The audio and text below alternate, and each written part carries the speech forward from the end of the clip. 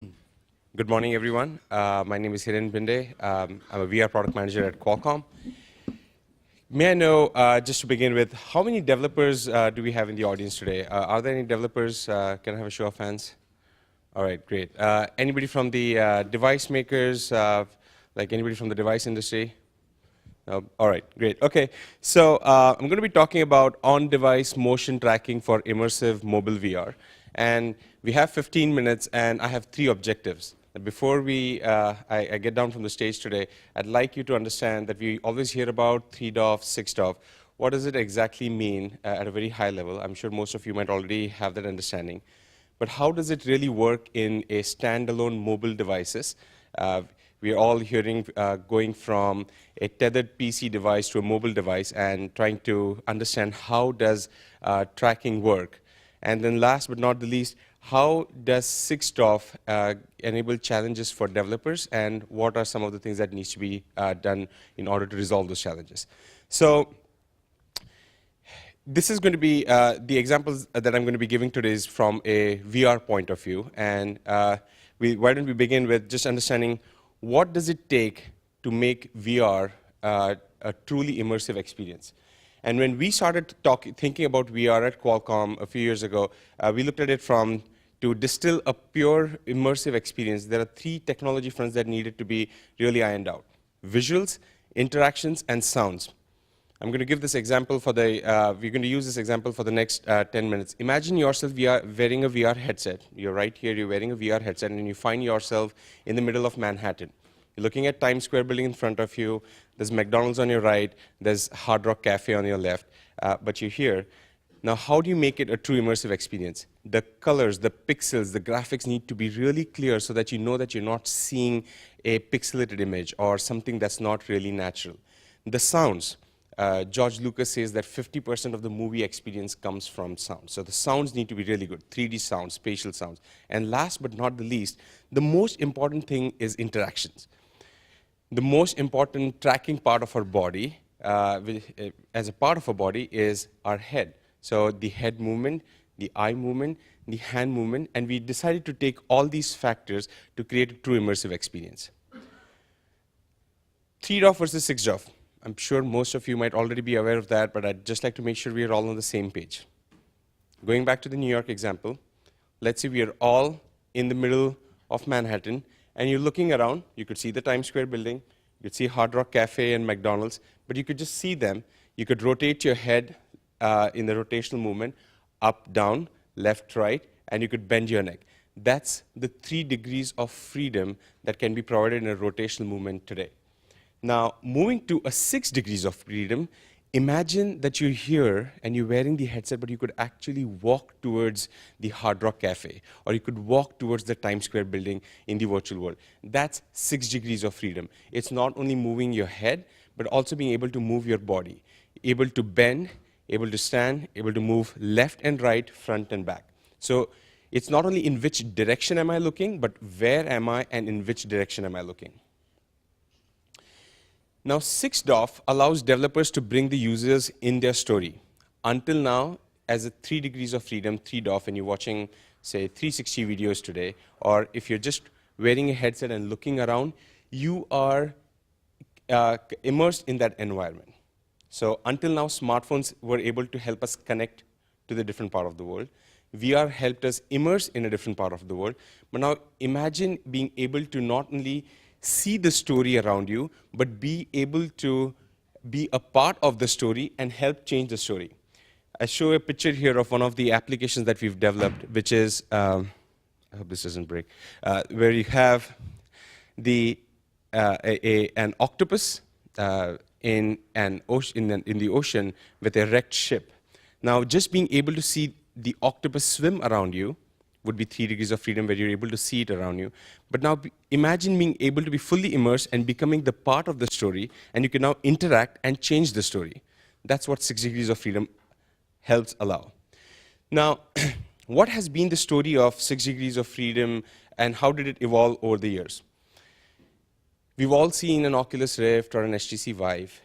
We're all in a room where the Rifts and the Vives are installed, connected to a PC with all these long cables, with lighthouses, which is fantastic. It gives us truly immersive experience, but we are dependent on all these cables and wires and external sensors to provide the information. But that's where it started in 2014, which gave us a true taste of what immersive experience could be.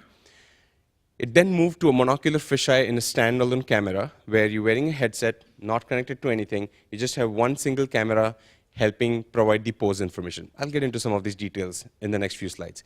Stereo, from mono to stereo, was when instead of having one camera, you're having two cameras to detect the pose around you.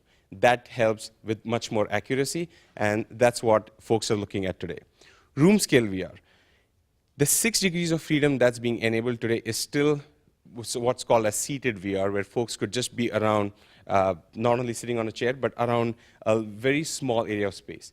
Now imagine you wearing a headset, you're finding yourself in the middle of Manhattan, but you're able to walk in this area without actually with seeing these objects in a different way in the world. That's room scale VR, without having to take off the device over and over again. And then there's world AR. Wearing a VR headset, you're able to walk throughout the conference room, through the convention center without taking the device off, because the virtual environment that you see in front of you is able to help you do that. Conventional 6DoF, as I just mentioned, as you could see in the picture here, you need the lighthouses, you need an external PC, laptop, cable.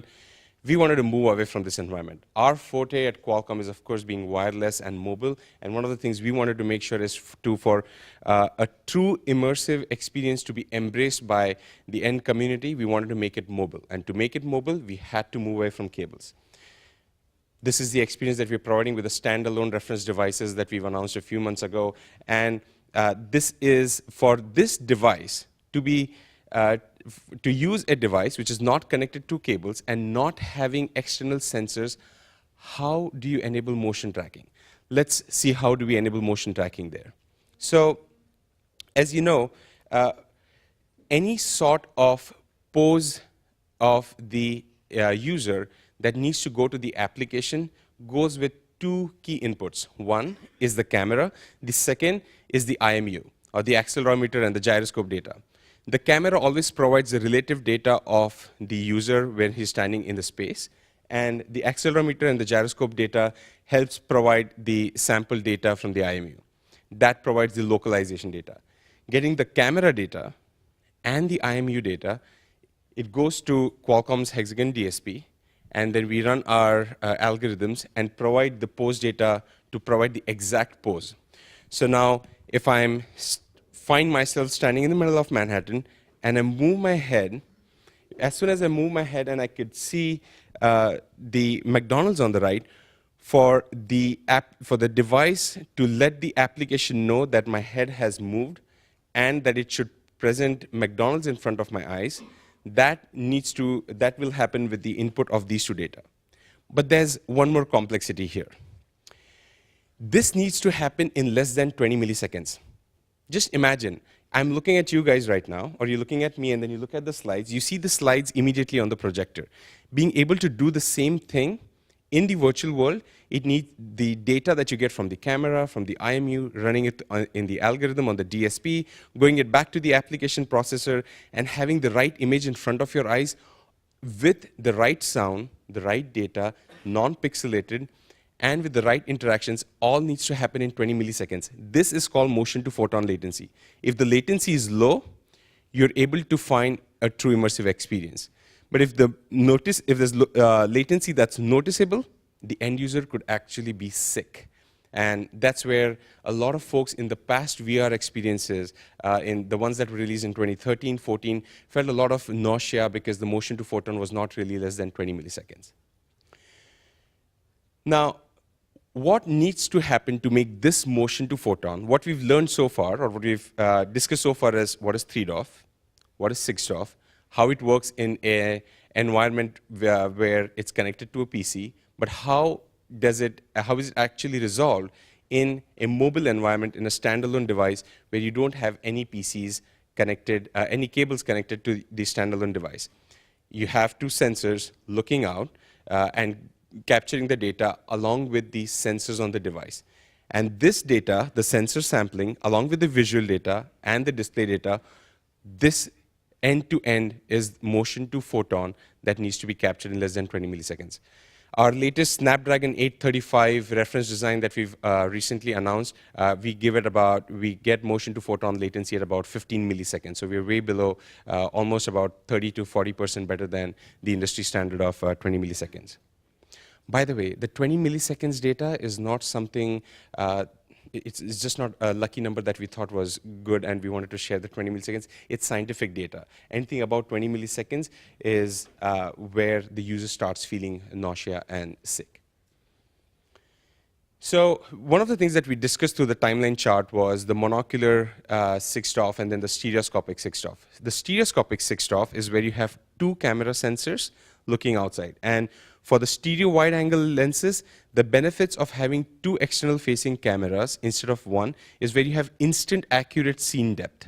Second, there's faster initialization of the data, and there's better performance with quick and rotational movements. As we make immersion truly immersive, as we make immersion truly immersive, it's really important to focus on accuracy so that app developers like folks in this room are able to create content that the end consumers can enjoy without having the notion of, is this truly accurate to move in that virtual world? So with these two cameras, the accuracy increases. Now, there are a few things that we need to consider while developing 6 degrees of freedom content.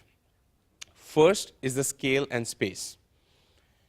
I'm wearing my headset, I'm in this conference room, but I find myself on the beach, or I find myself in the middle of Manhattan, or I find myself in the Super Mario world.